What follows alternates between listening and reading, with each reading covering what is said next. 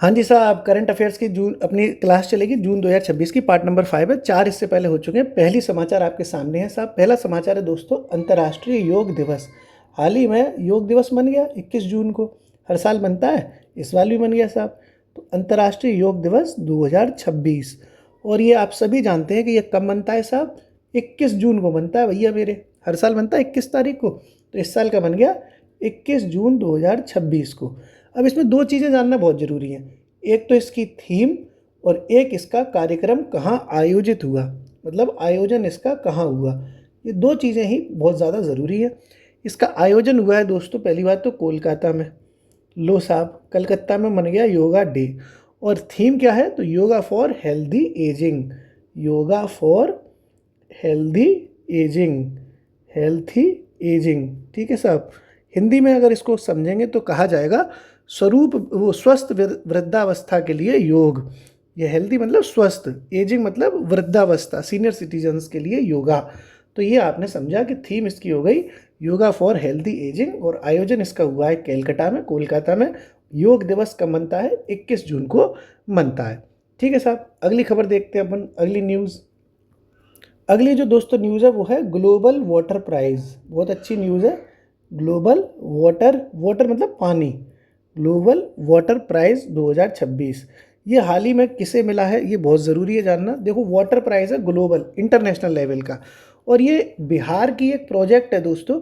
बिहार का एक प्रोजेक्ट है, उस प्रोजेक्ट को कहते हैं दीघा कंकड़ बाग प्रोजेक्ट, उसको मिला है ये। तो लिख लेते हैं, बिहार के दीघा, दीघा कंकड़ बाग, कंकड़ बाग प्रोजेक्ट को मिला है, प्रोजेक्ट को। ठीक है, तो ये बहुत इम्पोर्टेंट है क्योंकि इंडिया के एक प्रोजेक्ट को, यानी बिहार के एक प्रोजेक्ट को ग्लोबल वाटर प्राइज से नवाजा गया है। और ये जल से संबंधित है, पानी से संबंधित, वाटर होता है ना पानी, उससे संबंधित है।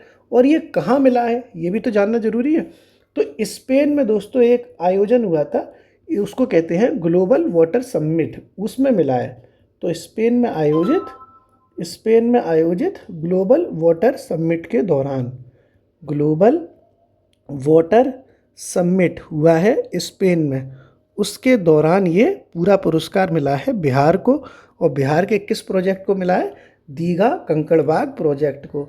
अब भाई साहब, बिहार वाले वो लोग नहीं रहे जो लिवर लिवर करते थे। अब बिहार वालों को चाहिए पूरी इज्जत। भाई साहब, ग्लोबल वाटर प्राइज लेके आए हैं, कोई अगर बिहार को गलत तरीके से नहीं देख सकता। ठीक है साहब। तो बिहार का पानी भाई साहब इंपॉर्टेंट हो गया क्योंकि ग्लोबल वाटर प्राइज यहाँ पे मिल गया। अगली न्यूज़ देखते हैं भैया मेरे, अगली न्यूज़। अगली जो न्यूज़ है दोस्तों वो है, अभी हाल ही में आयोजित हुआ है 22वां अंडर 20 एशियन एथलेटिक्स, यानी 22वां Asian under 20 athletics championship, athletics championship ये आयोजित हुई है अभी हाल ही में। तो इसके बारे में भी चीज़ें जान लेते हैं ताकि पेपर में अगर आए तो आप कर सको साहब। तो सबसे बड़ी चीज़ दोस्तों, ये जो 22वीं एशियन एथलेटिक्स अंडर 20 वाली चैम्पियनशिप है, ये कहाँ हुई?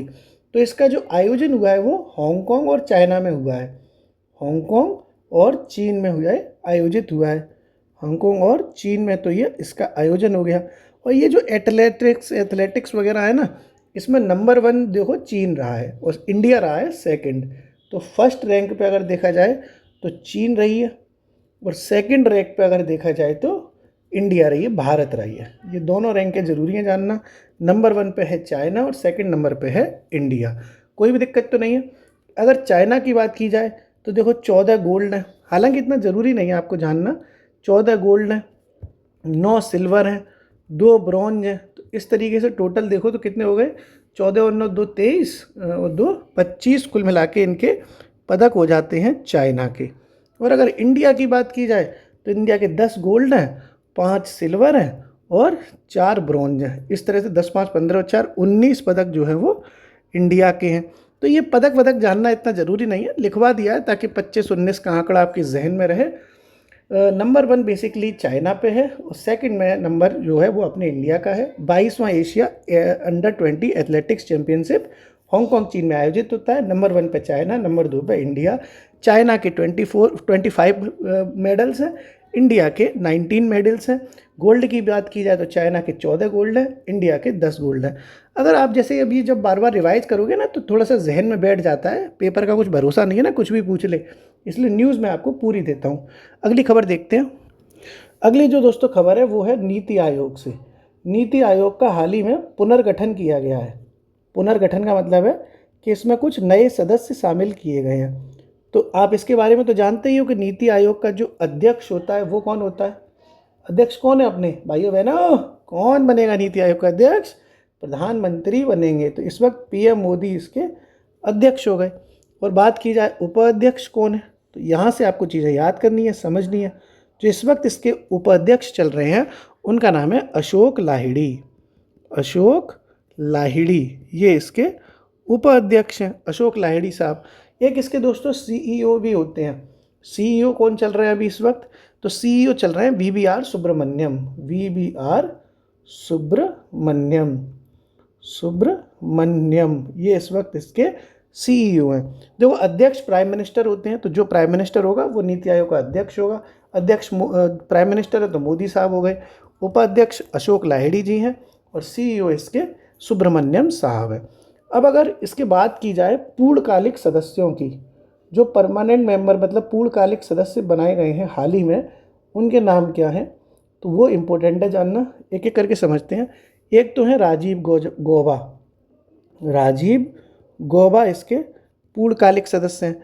एक का नाम है प्रोफेसर गोवर्धन दास। प्रोफेसर गोवर्धन दास, गोवर्धन दास, ठीक है। तो एक हो गए भैया मेरे गौआ, एक हो गए गोवर्धन कि नहीं।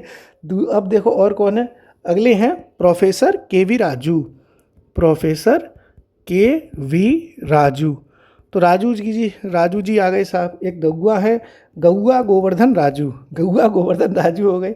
ऐसे धीरे धीरे याद करेंगे। एक और हैं, सारे प्रोफेसर ही होते हैं क्या? तो अगले जो हैं वो भी प्रोफेसर हैं, प्रोफेसर अभय करंकीकर।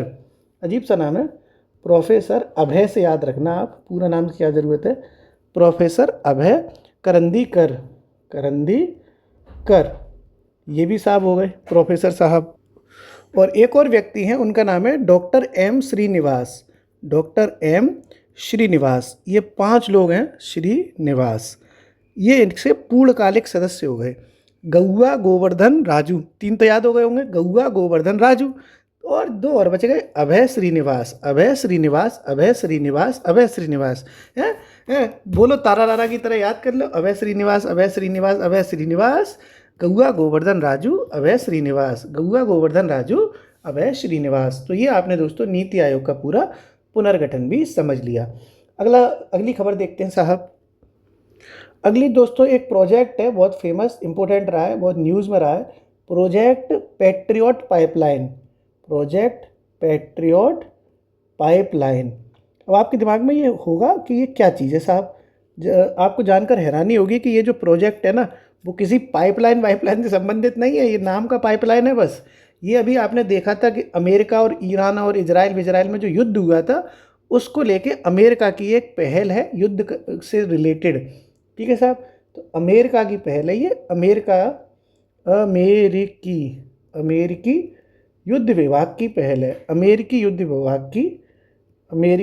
विभाग की विकास पहल है ये। उसकी क्या है? विकास पहल है।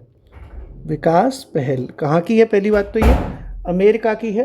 Project patriot pipeline. पाइप देख के ना वो नाली वाला पाइप या पानी वाला पाइप मत समझ लेना। ये पाइप कुछ नहीं है, पूरा भाई युद्ध से जुड़ा हुआ मैटर है। ये अमेरिका का संबंधित प्रोजेक्ट है, प्रोजेक्ट पैट्रियट पाइपलाइन। अगली खबर देखते हैं साहब। अभी हाल ही में दोस्तों अलग अलग विधानसभाओं के नए अध्यक्ष बनाए गए हैं।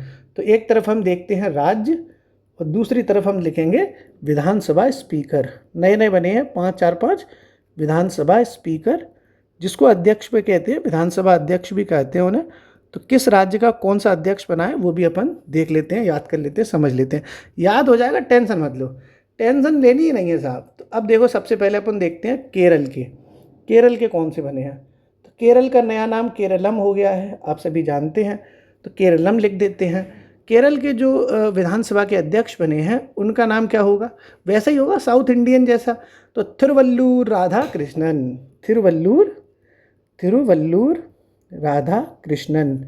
अब देखो ये तो सिंपल हो जाएगा आपको याद, क्योंकि केरल व तो साउथ इंडिया के तो नाम ही अलग होते हैं, तिरुवल्लुर, पिरवल्लुर या किरवल्लुर। तो इस तरह के जो नाम होते हैं दोस्तों, वो आपको याद करने की बहुत ज़रूरत नहीं है, स्पेशल अलग से ही दिखाई दे रहा है कि केरल के बने होंगे। अब देखो साहब, जो अगले व्यक्ति हैं वो है पश्चिम, मतलब अगला जो राज्य है वो है पश्चिम बंगाल। पश्चिम बंगाल का स्पीकर कौन बना है? तो पश्चिम बंगाल में ज़्यादातर लोग ये बोस वगैरह रहते हैं कि नहीं रहते, बोस घोष सब पश्चिम बंगाल की तरफ रहते हैं। तो पश्चिम बंगाल के जो स्पीकर बने हैं वो हैं रथींद्र बोस, रथींद्र बोस। ठीक है साहब। तो बोस, सुभाष चंद्र बोस भी तो कलकत्ता वलकत्ता से संबंधित थे, पश्चिम बंगाल से संबंधित थे। तो सुभाष चंद्र बोस से आप पश्चिम बंगाल बोस बोस याद कर लोगे, काम खत्म, रथींद्र बोस। अगला जो राज्य है वो है तमिलनाडु। तमिलनाडु के नए विधानसभा के अध्यक्ष कौन बने हैं वो भी अपन समझ लेते हैं। तमिलनाडु के बने हैं साहब, तमिलनाडु में सीडी चल रही, सीडी चल रही भैया, तो वहाँ बने हैं सीडी प्रभाकर, सीडी प्रभाकर। तमिलनाडु के हो गए प्रभाकर, तमिलनाडु के हो गए प्रभाकर। और आखिरी एक और राज्य है वो है असम। असम के नए अध्यक्ष बने हैं विधानसभा के रणजीत दास, रणजीत कुमार दास, रणजीत कुमार दास। ये वहाँ के बन गए विधानसभा के अध्यक्ष। कौन? रणजीत कुमार दास। तो ये आपने समझा केरलम का, तो वही तिरुवल्लुर राधाकृष्णन। पश्चिम बंगाल के बोस जी तो रतीन्द्र बोस। तमिलनाडु में सीडी चल गई तो सीडी प्रभाकर। और असम में जो है रणजीत कुमार दास। क्लियर है, कोई दिक्कत नहीं है ना? ये 4-5 राज्यों में भी इलेक्शन हुआ था ना, केरल, बंगाल, तमिलनाडु और असम में। पौंडीचेरी में भी दोस्तों, पुदुचेरी जो कहते हैं, पौंडीचेरी पुदुचेरी, वहाँ पे भी इलेक्शन हुआ था, लेकिन वहाँ पे अभी कोई परमानेंट स्पीकर बनाया नहीं गया है, तो बस टेम्परेरी बना दिया गया है, जिसको कहते हैं प्रोटेम स्पीकर, जिसका काम होता है टेम्परेरी, बस शपथ वगैरह शपथ दिलवाते हैं। तो ये ऐसे नोट करके लिख लेते हैं कि अगर प्रोटेम स्पीकर पूछा जाए तो कौन है, तो लिख लो साहब पौंडीचेरी का, ऐसे लिख लेते हैं, पुदुचेरी का प्रोटेम स्पीकर कौन बना है अभी हाल ही में, जिससे आपको पता चल जाए कि अगर इस तरीके की कोई खबर पूछ ली गई पेपर में तो दिक्कत ना हो। तो प्रोटेम स्पीकर जो बनाए गए हैं उनका नाम है ए अनबालगन, ए अनबालगन, ये उनका प्रोटेम स्पीकर साहब का नाम है। अनबालगन हो मुझे तेरी लगन लगी।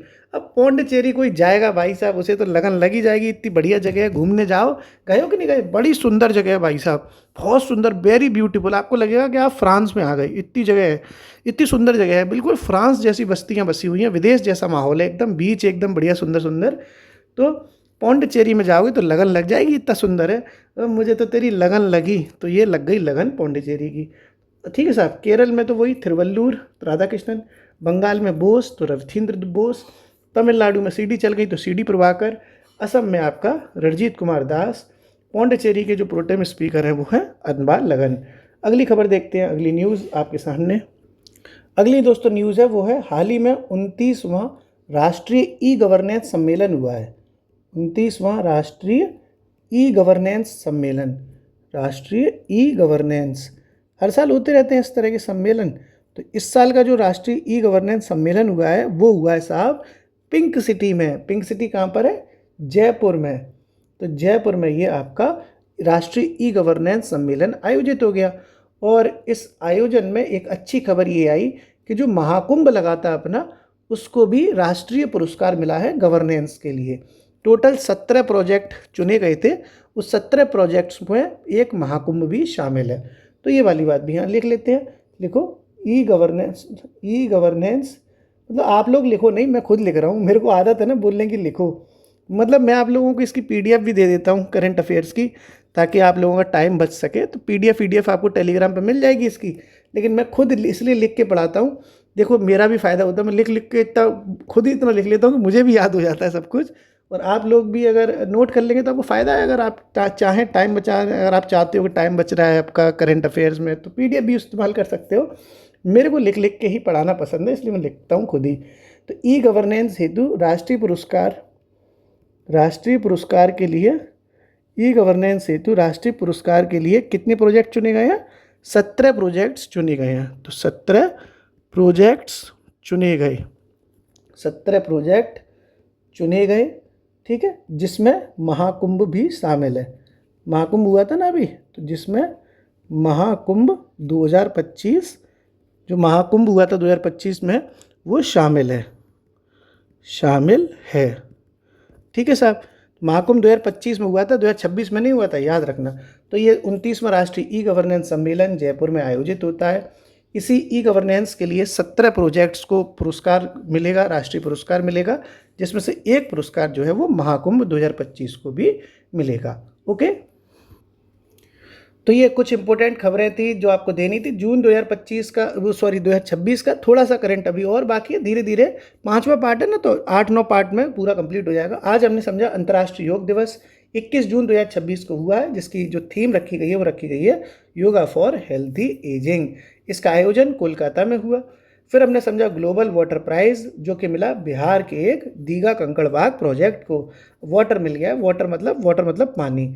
स्पेन में एक सम्मेलन हुआ था, ग्लोबल वाटर समिट, उसके दौरान बिहार के दीघा कंकड़बाग प्रोजेक्ट को ग्लोबल वाटर प्राइज मिल गया साहब। फिर हमने एशियन अंडर 20 एथलेटिक्स चैंपियनशिप कराई, 22वीं चैंपियनशिप थी, हांगकांग और चाइना में आयोजित होती है। पहले नंबर पर चाइना रहता है, 25 मेडल आए थे जिसमें 14 गोल्ड शामिल थे। सेकंड नंबर पर अपना इंडिया था जिसमें 19 पदक आए थे, जिसमें 10 गोल्ड शामिल थे। फिर हमने नीति आयोग का पुनर्गठन करा दिया, जिसके अध्यक्ष प्राइम मिनिस्टर मोदी हैं, उपाध्यक्ष इसके अशोक लाहिड़ी साहब हैं, सीईओ इसके सुब्रमण्यम जी हैं।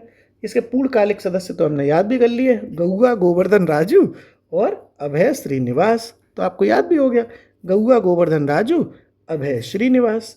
फिर हमने समझा प्रोजेक्ट पैट्रियट पाइपलाइन, ये कहने के लिए पाइपलाइन है, वैसे ये अमेरिकी युद्ध विभाग की एक विकास पहल है।